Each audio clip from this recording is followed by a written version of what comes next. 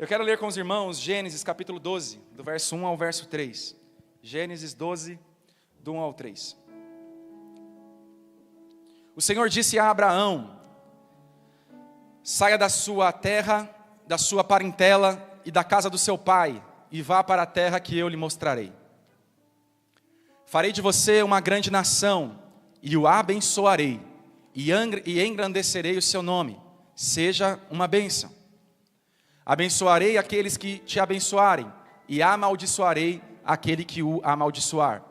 Em você serão benditas todas as famílias da terra. Amém? Glória a Deus. O pastor Elias, na semana passada, domingo passado, ele pregou, sobre ali, um pouco dessa história. Ele comentou sobre a vida de Abraão. Depois ele falou sobre a Torre de Babel e tudo mais. Mas eu quero resgatar aqui a figura, a história, o chamado de Deus a Abraão, que corresponde até aos nossos dias. É o meu chamado, é o seu chamado. Você como pai, você como mãe, você como filho. O Senhor tem um chamado para as famílias. E é sobre isso que eu quero comentar aqui nessa manhã. Nós estamos no mês de Construindo em Unidade. E nessa manhã eu quero falar sobre construirmos em unidade a nossa família. Esse chamado que Deus tem para todas as famílias da terra, para todos aqueles que Ele escolhe, para anunciar a glória do nome dEle e abençoar todas as famílias da terra. Eu quero desejar um feliz Dia dos Pais a todos os pais.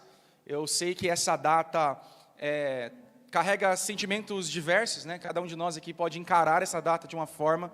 Muitos estão alegres, muitos estão gratos, outros podem estar tristes, podem ter lembranças ruins, mas eu quero dizer que o Senhor, Ele é aquele que nos sustenta em cada sentimento. Se você está alegre, o Senhor está te sustentando na sua alegria. Se você está triste, o Senhor está sustentando você em sua tristeza. Ele é um bom pai que não nos abandona.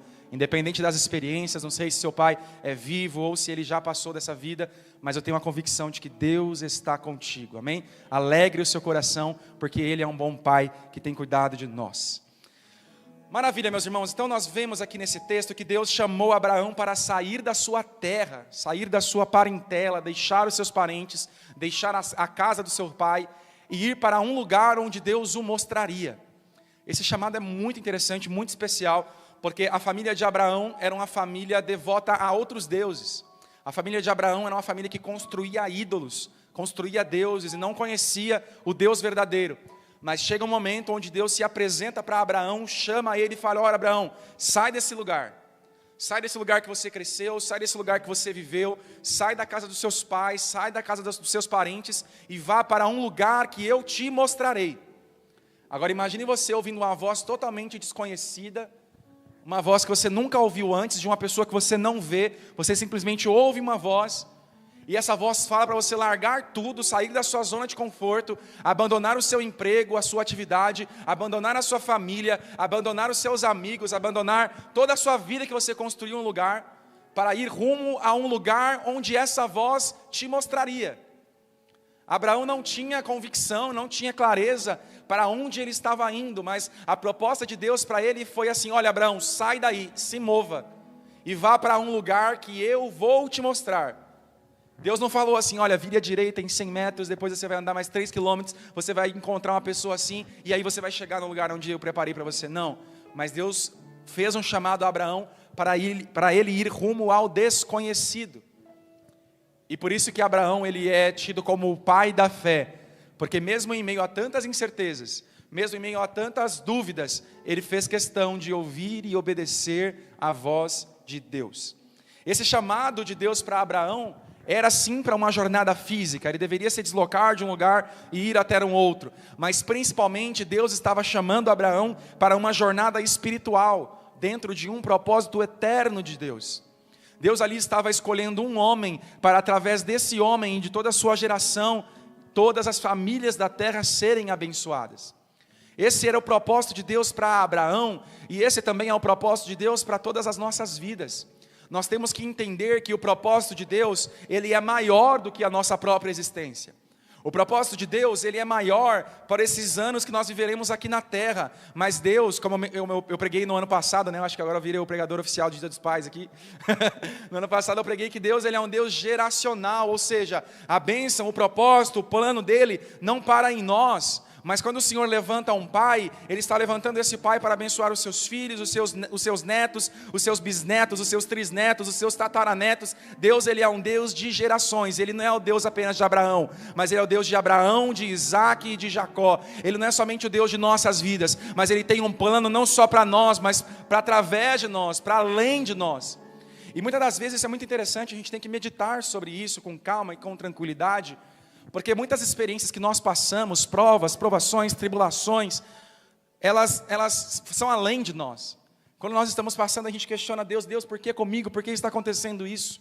Mas na verdade Deus está pensando no plano maior dEle, no plano eterno dEle, não só na nossa vida momentânea, porque muitas das experiências que nós vivemos com o Senhor nos prepara, nos habilita para que nós possamos ajudar outras pessoas também que passarão por isso. Então, quando nós estamos caminhando com o Senhor, a gente tem que ter essa ótica, não só pais, mas todos que estão aqui, todos os cristãos, precisam ter essa visão de que o plano de Deus é para além de mim. O plano de Deus é para além da minha vida. O que Ele tem para mim é um propósito eterno, é um propósito que se estende a todas as nações, é um propósito que se estende para todas as gerações. E Ele nos agraciou com o privilégio de podermos fazer parte desse plano. A sua vida faz parte do plano de Deus, a sua família faz parte do plano de Deus. Deus prometeu fazer de Abraão uma grande nação e abençoar através dessa família, todas as famílias da terra, todas as descendências que viriam a partir de Abraão. Abraão, os irmãos conhecem, Sara não podia ter filhos, ele já era avançado de idades, quando Deus faz essa promessa de que a família dele, a descendência dele seria abençoada. E essa promessa nos mostra que Deus tem um plano para as famílias. Saiba disso, a família que você tem não é em vão, seja você pai, mãe, filho. A família que você tem faz parte de um plano de Deus. Deus tem um plano para todas as famílias. E esse plano é um plano de construção e um plano de bênção. Deus deseja usar as famílias como canais da sua graça e do seu amor, espalhando luz em um mundo tão necessitado. A nossa família precisa emanar, comunicar, espalhar a graça e o amor de Deus. Esse é o plano de Deus para a família de Abraão, para Israel e para nós. Nós devemos ser luz em meio a essa nação, em meio a essa geração tão corrompida, de tantas trevas. Conversando com algumas pessoas hoje em dia, elas até comentam, tipo, nossa, eu tenho receio de ser pai, de colocar um filho nesse mundo tão ruim, o mundo está tão mal, como assim vou colocar uma criança em meio a tantas circunstâncias? Essa é a mentalidade de muitas pessoas, cristãs e não cristãs. Mas, na verdade, o plano de Deus, ele é um plano que vai na contramão desse mundo. O plano de Deus é, olha, a sua família precisa emanar luz. Se o mundo está em trevas, é porque precisa de luz. Trevas é ausência de luz, onde não tem luz, há trevas. Mas quando a luz chega, a clareza, a iluminação, a paz, a bondade de Deus, a glória de Deus é manifestada. Portanto, nós precisamos ter o zelo e o cuidado de construir a nossa família em unidade, para a nossa família ser um exemplo, uma comunicação do amor e da graça de Deus. Essa missão é uma missão de todos da família. Se você é um pai, se você é uma mãe, se você é um filho, você precisa ter esse objetivo em mente. Como que eu posso fazer parte da construção da minha família, para que essa minha família seja abençoadora? Qual que é a minha parte nesse plano de Deus? Eu entendi que Deus tem um plano para a minha família. Qual que é a minha participação nisso? Será que eu tenho que ser um esposo melhor, um pai melhor? Será que eu tenho que ser uma mãe melhor? Será que eu tenho que ser um filho melhor, uma esposa melhor?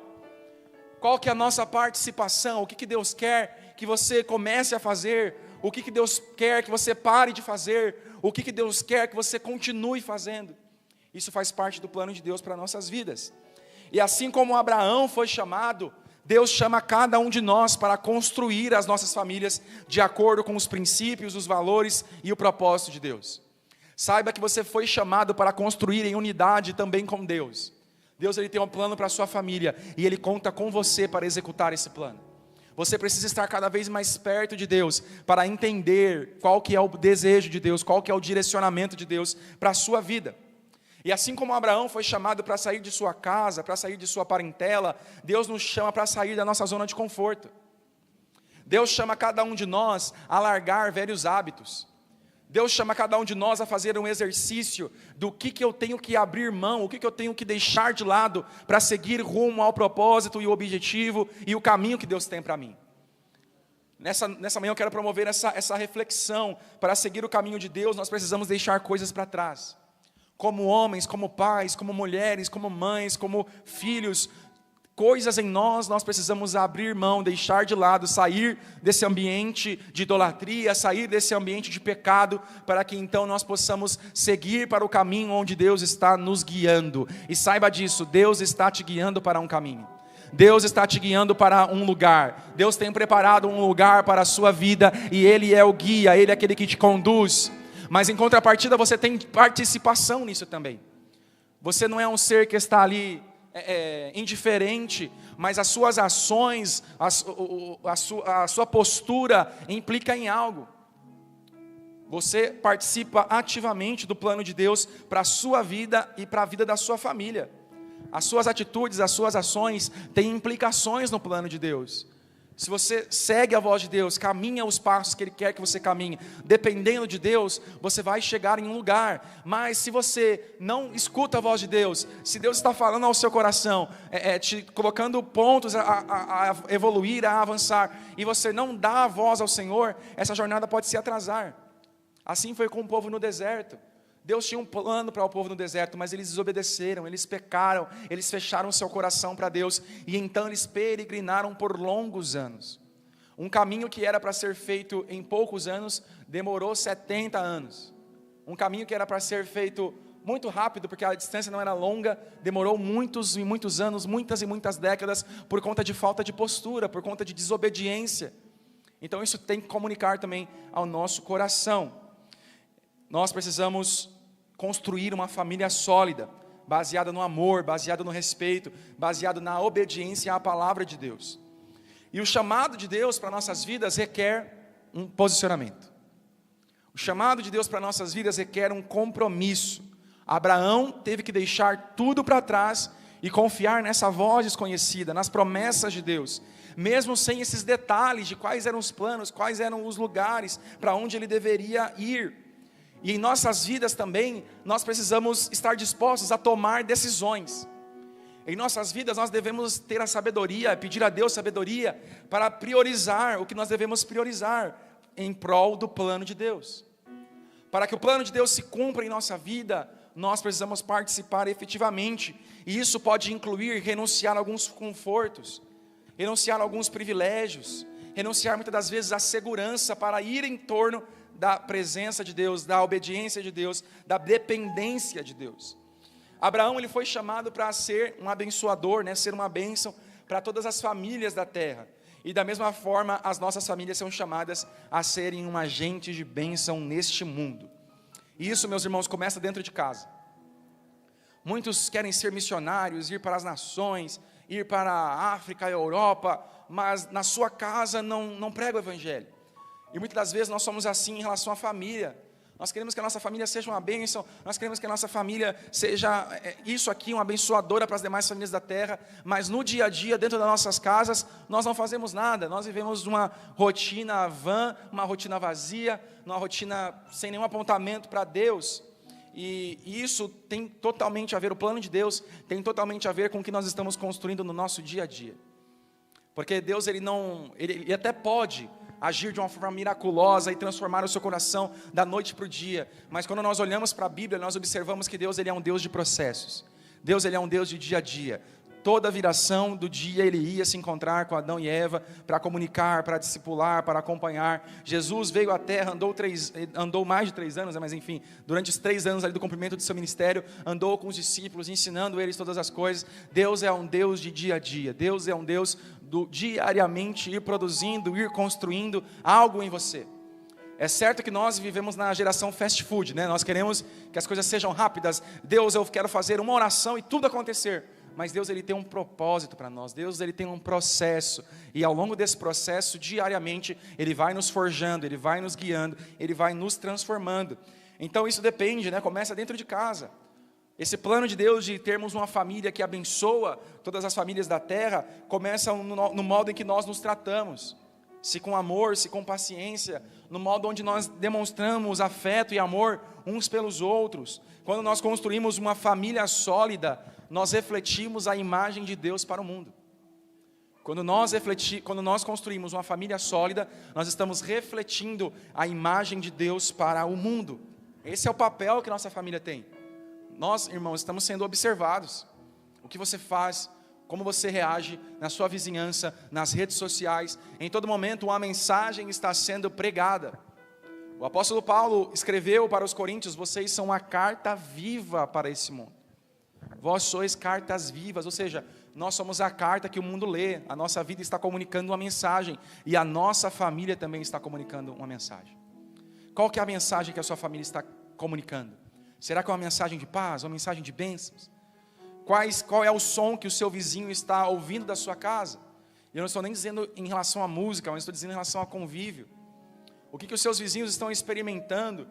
O que a sua família está experimentando? O que seus filhos estão experimentando? O que a sua esposa está experimentando? Será que a sua casa é um lugar de bênção, é um lugar de refúgio? É um lugar onde você quer estar porque ali te dá prazer? É um lugar que fornece segurança? É um lugar que fornece envio, preparação? Qual que é o ambiente que nós estamos construindo para as nossas famílias, meus irmãos? Nós devemos refletir sobre isso. E a promessa de Deus a Abraão, ela se cumpre em Cristo. Esse descendente aqui que Deus está dizendo a Abraão é o próprio Jesus, através da descendência de Abraão, que trouxe bênção para todos os povos. Todas as famílias da terra foram benditas através de Cristo, descendente de Abraão, que nos abençoa de toda a sorte de bênção. Mas em contrapartida, como cristãos, nós temos essa missão, nós somos chamados a fazer parte dessa missão e dar continuidade no plano de Deus em abençoar todas as famílias da terra, todas as nações.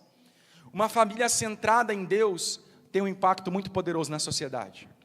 Uma família que busca a Deus acima de todas as coisas e que tem Deus como Senhor, que tem Deus como centro, tem um poder de influenciar de uma forma muito poderosa. Quando as nossas casas são um lugar de paz, de amor e de graça, nós espalhamos essa luz de Cristo para o mundo ao nosso redor. Nós espalhamos o perfume de Cristo para o mundo ao nosso redor. Através de como nós nos relacionamos em família, o Senhor opera nos corações. Através de como nós nos relacionamos como igreja, eu preguei aqui numa quinta que se passou, que nós como igreja, nossa união é também uma mensagem para o mundo. Então, a forma como nós nos relacionamos em família traz um apontamento para a glória de Deus. Sabe, seja intencional nisso, meu irmão. Não viva simplesmente no modo automático, mas entenda que a forma como você se relaciona na sua casa implica no mundo espiritual. Uma mensagem está sendo comunicada, uma palavra de ordem está sendo dada através disso. E para construir uma família sólida, nós precisamos de uma fundação firme. Se você deseja que sua família seja sólida, se você deseja que a sua família seja uma bênção, nós devemos fundamentar as nossas famílias em Cristo. Não há outra rocha, não há outro lugar, não há outro fundamento pela qual nós devemos construir as nossas vidas e a vida das nossas famílias, senão em Cristo. Ele é a rocha a qual devemos edificar as nossas vidas e as nossas famílias. Aquele que constrói em Cristo não se arrepende. Aquele que dia após dia está construindo em Cristo, está plantando em Cristo, está aprofundando suas raízes e as raízes da sua família em Cristo, não serão abalados por ventos, não serão abalados por tempestades, não serão abalados por provações. Isso acontece na vida de todo mundo. Ventos, tempestades, provações, perseguições, tribulações, todos estão sujeitos, né? O Salomão vai dizer, todos que estão debaixo do sol estão sujeitos às mesmas coisas, mas a grande diferença é, qual é o seu fundamento? Jesus vai dizer, aquele que ouve e pratica as minhas palavras é semelhante a um homem que construiu a sua casa sobre a rocha. Veio os ventos, veio a tempestade e ela se manteve intacta. Mas aquele que apenas ouve e não pratica, ou aquele que sequer ouve a palavra de Deus, tem a sua casa construída sobre areia. E casa aqui está dizendo de família, está dizendo sobre lar, está dizendo sobre ambiente. Tem a sua casa construída sobre areia. E quando vem o primeiro vento de provação, tudo se desmorona.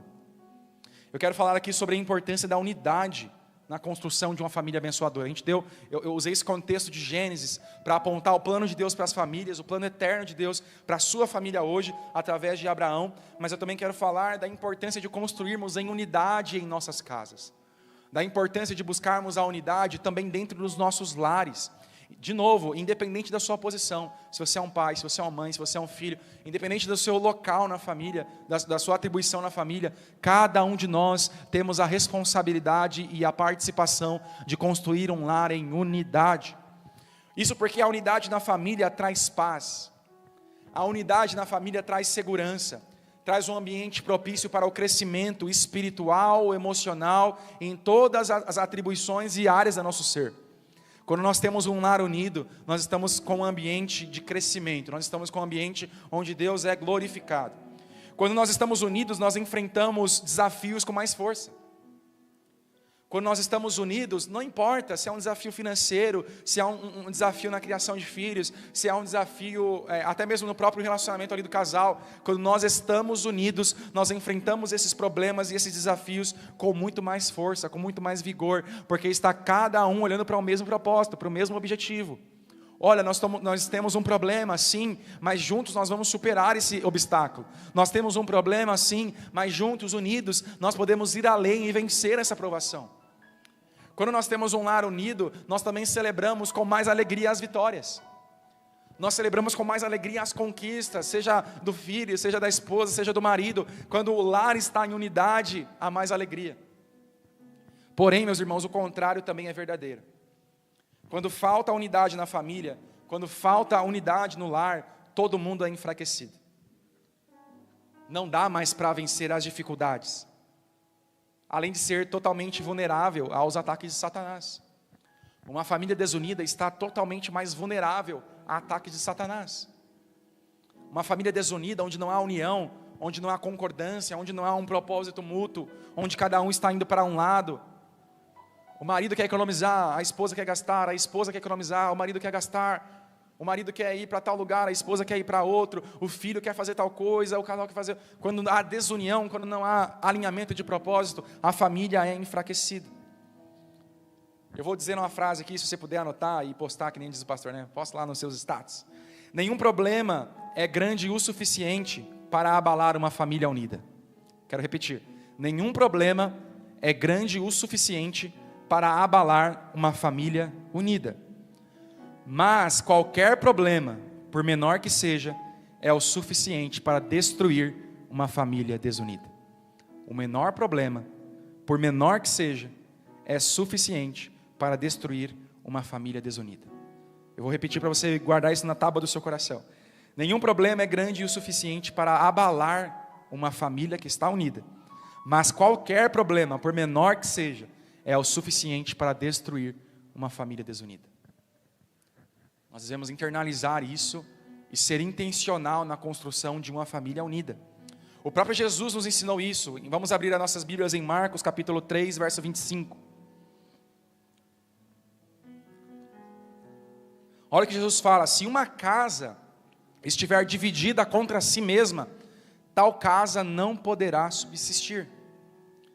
Olha o que Jesus está dizendo: se uma família estiver dividida, se não houver unidade na casa, se não houver unidade na família, essa família, essa casa não poderá subsistir. Essa casa, essa família não continuará existindo, não vai ter prosperidade. Não tem como essa família, essa casa avançar, porque ela está dividida contra si. Eu quero brevemente falar sobre divisão aqui. Porque a divisão ela pode se manifestar em diversas formas. Esse é o ataque de Satanás é contra as famílias. Em todas as eras foi assim. Nessa não é diferente. Satanás quer destruir as famílias. Ele ataca a figura paterna, ele ataca a figura materna, ele ataca os filhos. O objetivo de Satanás é dividir, destruir. Como ele faz isso? Primeiro, através de conflitos não resolvidos. Acontece uma coisa hoje, um conflito ali, e esse conflito não é resolvido. A divisão brota. Dia após dia vai crescendo as mágoas, vai crescendo os sentimentos. Aquilo que era pequeno, aquilo que era só uma rachadura, depois de 3 meses vira um enorme rombo no muro.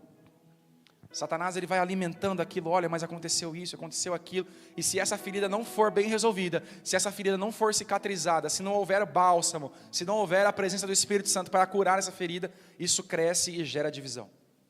Outro ponto que é ligado ao primeiro, ressentimento, falta de perdão. A palavra ressentimento já diz, né? Ressentir, sentir de novo. Você sentiu, magoou, machucou. Você não liberou perdão. você vai continuar sentindo aquilo toda hora. Só aconteceu no dia, no sábado. Aconteceu no sábado. Mas domingo você sente de novo como se tivesse acontecido. Segunda você sente de novo como se tivesse acontecido. Terça, só aconteceu uma vez, mas você vai ressentindo. Porque você não liberou perdão, você não liberou cura. Sabe, e perdão, meus irmãos, é algo que a gente deve. Nós devemos o perdão. O perdão é uma dívida para nós. Jesus disse, olha, não deva nada a ninguém, a não ser o amor. Nós devemos perdoar, assim como o Pai nos perdoa, que a gente ora no Pai Nosso. Deus, perdoa as nossas dívidas, perdoa as nossas ofensas, assim como nós perdoamos aquele que nos tem ofendido. Jesus oferece um parâmetro, você vai ser perdoado se você perdoar. Então, esse é um outro ponto que pode causar conflito e divisão nas nossas famílias. Outro ponto que também está relacionado, problemas na comunicação. Sabe, quando não há comunicação entre cônjuge, não há comunicação entre pais e filhos, não há comunicação entre esposo e esposa, não flui. Causa divisão. E muitos conflitos, muitos ressentimentos, muitas faltas de perdão é por conta de ruídos na comunicação. Não há sinceridade, não há transparência, não há clareza. Para nós construirmos uma família sólida, para nós construirmos em unidade, cada membro da casa, cada membro da família tem que se importar com a comunicação. Será que eu estou fazendo conhecidos os meus sentimentos? Será que eu estou respeitando os sentimentos dos outros? Será que eu estou me comunicando, abrindo meu coração da maneira como deve ser? Será que as pessoas estão conhecendo aquilo que eu estou passando, aquilo que eu estou enfrentando? Comunicação.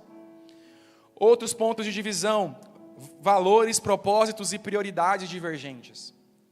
Quando a família não tem o mesmo valor, quando a família não tem o mesmo propósito, quando a família não tem a mesma prioridade, a divisão entra. Outro ponto, indiferença, a rotina, a mornidão. O contrário de amor não é ódio, mas o contrário de amor é indiferença. Quantos casais hoje em dia estão indiferentes uns com os outros? Sabe, só leva a vida? Tá tudo bem, é a rotina que já está posta, já estamos convivendo há anos assim, então tanto faz. Não tem mais paixão, não tem mais amor. Aí reina a indiferença, reina a rotina, reina a mornidão. Da mesma forma que Deus quer vomitar da boca crentes mornos, um casamento morno, uma família morna, não agrada a Deus. Mas nós devemos ser também avivados em nossas famílias. Outro ponto, individualismo. Isso está gerando cada vez mais rompimentos nas famílias. Individualidade, eu quero desse jeito, vai ser dessa forma. É o pai querendo de um jeito, é a mãe querendo de outro jeito, é o filho querendo de outro jeito. Porque é isso que está sendo pregado aí fora, certo? Viva para o seu próprio umbigo, faça o seu próprio querer. Quando a mensagem de Cristo é sirva uns aos outros. Quando a mensagem de Cristo é viva para o outro, não para si mesmo. O mundo está viva para você mesmo, suas vontades, seja feliz. E Cristo está, faça ao outro feliz. Então, o reino de Deus, meus irmãos, vai na contramão dos valores desse mundo. E o individualismo não pode ter espaço nas nossas casas. Nós construímos em unidade. Nós somos uma coletividade, amém? Outro ponto, materialismo. Isso também pega muito e causa divisões dentro da casa. Materialismo, apego excessivo pelos bens, apego excessivo por consumir, sabe, consumismo, as coisas desse mundo, gastos desenfreados, isso também causa divisão. E um outro ponto também, não é uma lista que vai falar sobre tudo, mas enfim, sobrecarga. Quantas mães, esposas não estão sobrecarregados? Quantos maridos, esposos não estão sobrecarregados? Quantos filhos, muitas das vezes, também não estão sobrecarregados? É preciso garantir um equilíbrio na carga de cada um da família. Nós devemos dividir as responsabilidades, nós devemos dividir as atribuições, desde tanto responsabilidades da casa como carga mental. Sabe, nós devemos evitar a sobrecarga para não ter a nossa vida e a nossa família quebrada, dividida, como diz aqui Jesus. Então, meus irmãos, a unidade, ela é essencial para cada um de nós, para cada família prosperar. Eu quero encerrar trazendo aqui alguns pontos sobre como nós devemos e o que nós podemos fazer para construir em unidade em família. E o primeiro ponto é buscar o Senhor. O óbvio precisa ser dito. Se você quer ter unidade na sua família, primeiro, busque o Senhor. Buscar o Senhor juntos é um princípio. Buscar o Senhor juntos é um fundamento para fortalecer a unidade da sua família. E quando eu digo buscar o Senhor, eu estou dizendo de ter momentos de busca juntos. De você reunir a sua família, ser intencional nisso e falar, olha, agora nós vamos orar aqui. Agora nós vamos ter um tempo de louvor, agora nós teremos um tempo de oração. Agora nós temos um tempo de ler a palavra juntos. Isso gera uma unidade que você nem pode nem imaginar. Quando você separa um tempo, meus irmãos, 5 minutos que seja, para fazer uma breve oração, para ler um versículo, você está caminhando em direção da unidade da sua família. Você está caminhando em direção ao propósito de Deus para a sua família.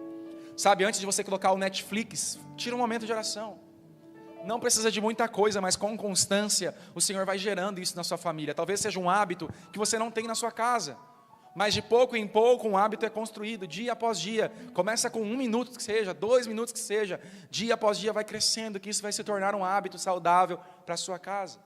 De repente, se a rotina é corrida, durante o dia vocês não se encontram, no fim de semana, tira um tempo de qualidade. Sabe, faça o que for preciso para buscar a unidade na sua família, meu irmão. Leve isso como uma prioridade na sua vida. A gente prioriza tanta coisa de fora, né? E a gente acaba não priorizando a nossa família, a nossa casa, o plano de Deus para nós. Porque lembre, a sua família faz parte de um plano maior de Deus. Deus, através da sua família, quer abençoar todas as nações da terra, amém? Então, quando nós oramos juntos, nós convidamos Deus a estar presentes em nossas vidas. Nós convidamos Deus a guiar os nossos passos. E além disso, nós temos uma vida espiritual ativa, juntos. A participação na igreja, um alinhamento de valores, um alinhamento de objetivos da família perante o Senhor. Então, quando você se posiciona para buscar o Senhor em família, você só tem benefícios a experimentar. Segundo ponto, amor e perdão. A base de todo relacionamento saudável é o amor. Vamos ler 1 Coríntios 13, versículo 7. 1 Coríntios 13, 7. Olha só que poderoso isso. O amor, ele tudo sofre qualquer coisa. O amor, ele tudo crê, ele está fortalecido na crença de Deus. O amor, ele tudo espera, não importa qual seja a situação. O amor, ele tudo suporta.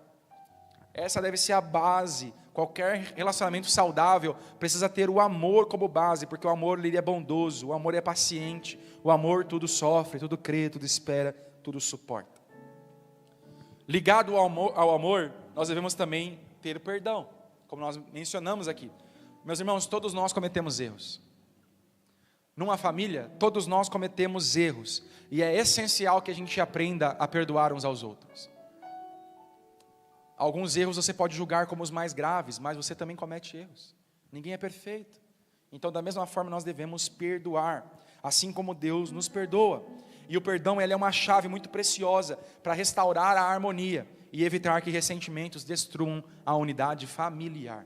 Precisamos ser intencionais em perdoar. Terceiro ponto, comunicação e respeito. Uma comunicação aberta e honesta é vital para manter a unidade. Nós devemos ouvir uns aos outros com atenção e expressar os nossos sentimentos e necessidades de uma forma respeitosa. Vamos ler juntos Tiago, capítulo 1, verso 19. O apóstolo Tiago que nos aconselha, olha, seja pronto para falar. A segunda linha ali, né? Cada um esteja pronto para ouvir, mas seja tardio para falar e tardio para ficar irado. Seja pronto para ouvir, ouça cada vez mais, né? Aquela famosa frase, você tem 2 ouvidos e uma boca. O que isso significa? Você tem que ouvir mais do que falar, e também você tem que ser tardio para se irar. Isso diz respeito a respeitar as opiniões, isso diz respeito a respeitar as diferenças de cada membro da família. Isso vai ser fundamental para que você possa construir esse ambiente de compreensão, esse ambiente de respeito mútuo. Ninguém é como você. As coisas não precisam ser do seu jeito. Existem milhões de formas de fazer a mesma coisa. Eu posso tomar essa água segurando o copo só com o dedo. Eu posso segurar com a mão. Eu posso segurar com o pé. Eu não vou fazer isso. Enfim, existem diversas formas para fazer a mesma coisa. Mas o que a gente mais vê nas casas hoje em dia é, não, tem que ser do jeito da pessoa. Se não for do jeito da pessoa, nós devemos ter comunicação e respeito. Respeitar as divergências. Posso ouvir um amém? Amém. Eu vou confessar que lá em casa, a Sani fala assim, Isaac, faz tal coisa. Eu vou fazer, mas faz desse jeito. Meu Deus. Não é? Tem que entender que não é em tudo, é de um jeito só que dá para fazer. Quarto ponto, servir uns aos outros. Meus irmãos, esse ponto é fundamental. Não que os outros não sejam, mas se você quer ter uma família próspera, se você quer ter uma família feliz, uma família unida, tenha isso em mente. Eu devo servir o próximo. Porque imagina, se a minha missão de vida é servir a minha esposa, Se a missão de vida da minha esposa é me servir, e se a nossa missão de vida é servir os nossos filhos, e se a missão de vida dos nossos filhos é servir a nós, pensa isso. A verdade é que muitos querem casar, construir família para ser felizes, e isso acaba se frustrando, porque o objetivo do casamento, o objetivo da família é gerar felicidade no outro. A gente não casa para ser feliz, a gente casa para tornar o outro feliz. A gente não tem uma família para ser mais feliz, a gente tem uma família para deixar os outros felizes. Essa é a essência do reino de Deus, servir o outro. Sabe por que a gente está numa sociedade cada vez mais depressiva e ansiosa? Porque a gente, ao invés de servir o outro, a gente está correndo atrás do nosso. Ao invés de se preocupar com o outro, a gente está se preocupado conosco. Isso é científico. Depois eu quero mandar um link no grupo da família, de um podcast muito interessante, onde diz que quando você serve, a química do seu corpo muda completamente quando você está servindo. Os hormônios que você recebe, os impulsos que você recebe, trazem cada vez mais alegria, prazer e satisfação. E não só quando você serve, mas quando você vê o outro servindo, o seu cérebro também recebe uma carga hormonal muito forte, que te promove alegria. Sabe quando você vê aqueles vídeos de pessoas fazendo bem, de pessoas servindo, isso também é positivo. E o contrário também é verdade. Se na sua casa é ligado no Datena o dia todo, ligado em tragédia o dia todo, vai gerar sentimentos ruins em você. Mas quando você entende que ao servir, né, Jesus estabelece esse princípio, melhor é dar do que receber. Nós devemos servir, isso gera em nós coisas muito positivas. Então gera em nós abundância de vida, plenitude de vida, felicidade de vida, porque nós estamos cumprindo o nosso objetivo, que é servir o outro. Jesus nos deu esse exemplo, ele lavou os pés dos discípulos. Ele nos ensinou que, Mateus capítulo 23, verso 11, o maior entre vocês será o servo de vocês. O maior entre vocês é aquele que mais serve. Quanto maior você galga, quanto maior a sua posição, mais servo você é. Esse é um princípio, onde na família nós devemos estar dispostos a ajudar, apoiar, servir um outro, independente das circunstâncias. É fazer um café da manhã, é fazer um almoço, é lavar uma louça, é orar, é se importar, é ouvir. Olha que ato maravilhoso de servir se não ouvir o outro. Se não de, olha, fala aqui, eu quero ouvir o que você está enfrentando, eu quero ser uma fonte de consolo para você. Servir uns aos outros com alegria fortalece os laços e demonstra o amor de Cristo em nossas vidas. Quando nós servimos o outro, nós estamos sendo mais semelhantes a Cristo. Que a nossa missão de vida nessa manhã seja servir um ao outro, amém? Aleluia. E agora aqui para finalizar, eu não quero ser aquele pregador de, já estou encerrando, mas agora é verdade, último ponto.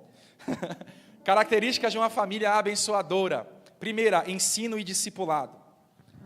Uma família que abençoa o mundo é aquela que ensina os princípios de Deus para as próximas gerações. Está tudo conectado, meus irmãos, todos esses pontos estão conectados. Então, se você quer ter uma família abençoadora, gaste tempo ensinando o caminho de Cristo. Nós devemos discipular as nossas esposas, nós devemos discipular os seus maridos, não vou falar nossos maridos, os maridos de vocês devem discipular o marido de vocês, nós devemos discipular os nossos filhos. Sabe, é um encargo que cada um de nós tem, um ferro afia o outro ferro. Como está escrito, vamos ler juntos Deuteronômio capítulo 6, do verso 6 ao 7. Essas palavras que hoje lhe ordeno estarão no seu coração. Você as inculcará a seus filhos. Olha só, inculcará, colocar dentro da cuca. E delas falará quando estiver sentado em sua casa, andando pelo caminho, ao deitar-se e ao levantar-se. Olha a recomendação de Deus para nós que o seguirmos. Olha, as palavras que eu estou te ordenando, o que eu tenho te ensinado, você tem que impregnar dentro da vida dos seus filhos, dentro da sua casa. Nós temos essa missão de ensinar e discipular. Segundo ponto, hospitalidade e serviço. Meus irmãos, nós podemos abrir as nossas casas e os nossos corações para aqueles que precisam de apoio, para aqueles que precisam de encorajamento, para aqueles que precisam de amor. A melhor forma de você ser luz, a sua família ser luz para outras famílias, é você convidar pessoas para andar com você.